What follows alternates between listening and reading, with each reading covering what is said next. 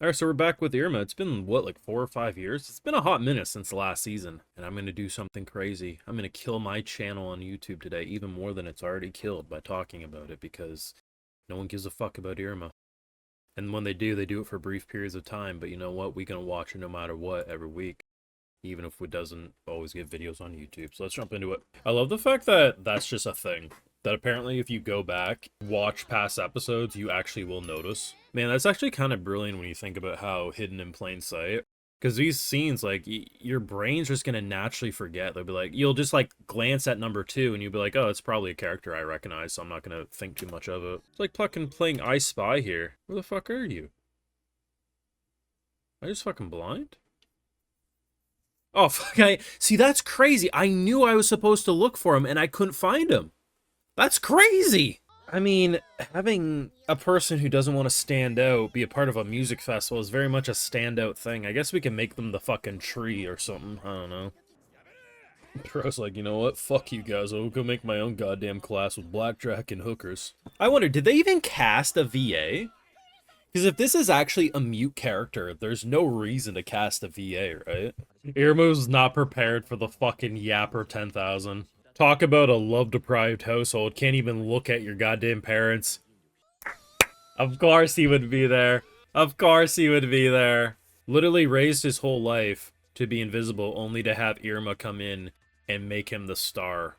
We are so back with Iruma-kun. Those are some of my highlights, though. You want to catch full live reaction, head on over to the Patreon. But yeah, we got to talk about this. You know what?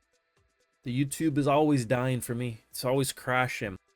But when I avoid shows like these, some of the shows that would just normally get me views remain to be on life support. So by me covering this show, I'm doing one of two things. Either I'm secretly baiting in the Iruma fandom to finally give this show the fucking viewership it deserves, or I'll just crash other videos. Either way, we got to talk about it, because this is a plot twist that I can't remember why I knew.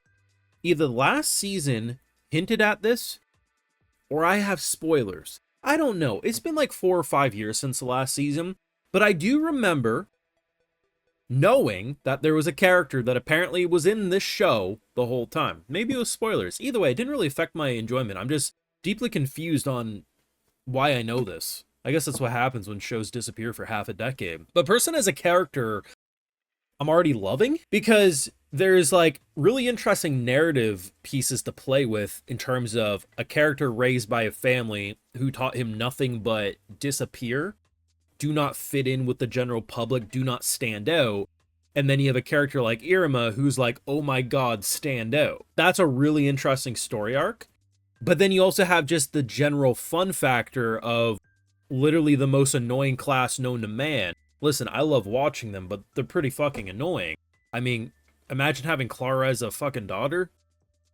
No amount of Advil, Tylenol, and everything else in between is going to keep your migraines kind of under check, right? But the thing about Iruma is that, like, it's just such a fun show in general, but, like, you kind of understand why he's the natural magnetic force that pulls everyone together. Because even the characters who, like, hate him initially, you know, I feel like either A, we'll get their punishment for pushing back against their cinnamon roll, or we'll just naturally come to understand being friends with the cinnamon roll is, well, the optimal route.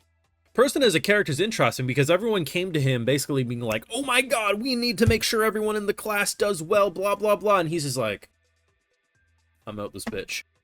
Very funny dynamic. But then, like, this is the one character who he's like, you know what, I'm kind of going to listen. And I think what's so fascinating about the end of this episode is how he basically speaks to Purson on an emotional level. Like, oh my god, I was kind of okay if you wanted to just be in the background, but after seeing you perform like that, I want everyone to hype you up.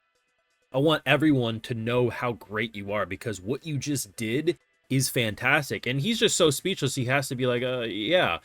But it's interesting, right? Because I don't get the impression he comes from an abusive household where it's like, oh my god, you don't deserve happiness. No, it's just like their culture, their species, whatever, is just so like, we are the type of demon who disappears from the public. Have you ever heard of your brother? I've never met my brother. It's a whole thing, right?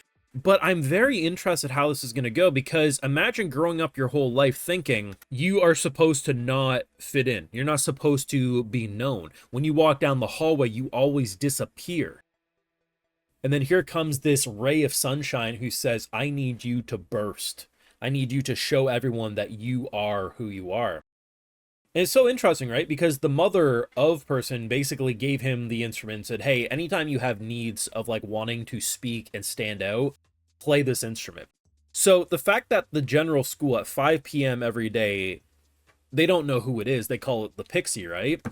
And would always, like, they rely, so they already kind of rely on him, already kind of like him, but it's just make it known that you're the guy always playing the instrument. It's such an interesting story. And the thing about Iruma is I've liked the show since season 1, right? Very enjoyable show. And I think the Harvest Festival was really, really enjoyable. But the thing about Iruma, it's one of those shows that if I see it's coming out in an anime season, my immediate thought is, oh yeah, that's going to be fun. Because in general, this class is full of misfits, right? It's a very goofy, enjoyable show. And sometimes it got a little intense, but I'm not going to be like, oh my God, I've been sweating bullets, or oh my God, I'm drooling at the mouth waiting for the next Iruma episode. It's more of like, when it comes out, I'm happy. When it disappears for years, I'm not thinking about it, but like, that's not because it's a bad show. It's just, it's not something that has hooked me in 100% like some other shows have. But there's something about this episode that did something quite a bit for me. And really, it's not just the gag of like, oh my God, he's been here the whole time. It's the energy that he brings. This class is fucking insane. And to have finally a character just be like, I'm not going to engage. I don't give a fuck. And then would disappear, and then it pisses them off. And then for some reason, he just reinforces that no matter how much a character might hate the group as a whole, Iruma is such a cinnamon roll that he's like, you know what, bet I can deal with him. This is the perfect spot to properly reveal a character. Because like, rather than it being like, oh my God, here's a transfer scene, it's like, no, he's always been here. And it was really nice seeing the scenes and them reminding, like, it's such a wild thing, because even in the scenes where I'm like, I know I'm looking for him, I kept missing him, and he'd be so obviously placed. Like, it's such a brilliant hidden in plain sight thing that I absolutely adore. I don't know, there's something just so fun about this family and their goofy ass faces, the trumpets. I mean, I can't remember what the last anime season looked like in terms of animation, but it feels like Iruma. Like, I don't think it looked better or worse. Maybe it did look better and I just don't remember. In general, though, I've never had a major issue with how the show looked, so I mean, I was a pretty happy camper. And I don't know, I just like this goofy-ass face a lot. There's just something charming about it. The concept of almost like a Nintendo Mii character, that's what he reminds me of, interacting with the most energetic, bombastic cinnamon roll known as Iruma, is a deeply entertaining situation for me. I like this show a lot. Will you get more videos on YouTube? That's to be determined. That will be depending on you.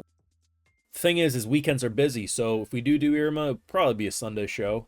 I think, you know, these aren't the types of shows that doing them on the day they release really benefits me much, but will negatively hinder other shows. So maybe it's a Sunday release if you want it. Maybe we do it every so often. I don't know. I don't have a lot of faith, because I feel like Iruma's fandom is very fragmented. They latch on to certain spots on the internet, but they don't come through. They remind me of a shoujo fandom. They like their work, but they don't like YouTube videos all too much. But you can prove me wrong. If you prove me wrong, I have no problem getting up here and saying I was wrong. But I'm not going to be wrong, am I? We'll see. Your thoughts down below on the return of Iruma-kun. It's been a hot minute. Thoughts? Leave a like, share, support, subscribe, ring that bell, and Patreon, no matter what, is where you're going to catch my full live reactions to all this Iruma-kun greatness and more, because you know I got to give those video shoutouts to my patrons, because of why I get to even attempt these types of videos on YouTube at all. So today we got Joanne, Devil May Carter, Saint Liam, Lady Killdragon, Matthew Pizarro, Kaku, AI740, Sean1815, Gun Bunny, and True Obelisk. So I appreciate the support. Please take care. You all have a good one.